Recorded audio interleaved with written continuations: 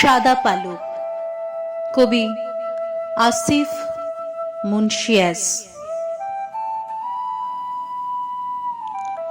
একটা সাদা পালক জানি না কোথা থেকে এসে পড়লো আমার টেবিলে।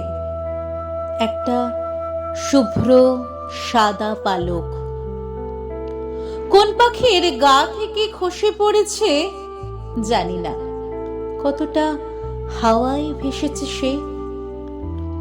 একদিন দুরন্ত গতিতে মেঘের বুক চিরে উঠতে সাহায্য করেছিল, প্রয়োজন বোধহয় শেষ, তাই আজ সে একা ভেসে এসেছে।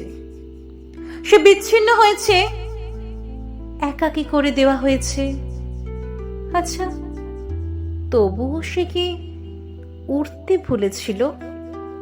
না, সে তো শুধু উড়তে আর ওড়াতে জানে। আজ সে নিঃসঙ্গ, তাও হাওয়ায় ভেসে এলো আমার কাছে।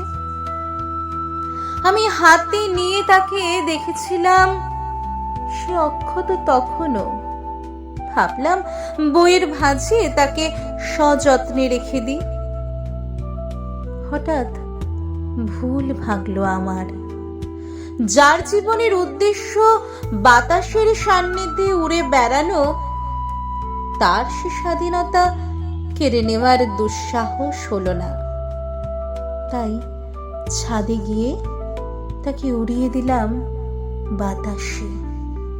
অবশ্য সে কি চিরকাল উড়বে নাকি আটকে পড়বে অন্য কোনো বইয়ের ভাঁজে?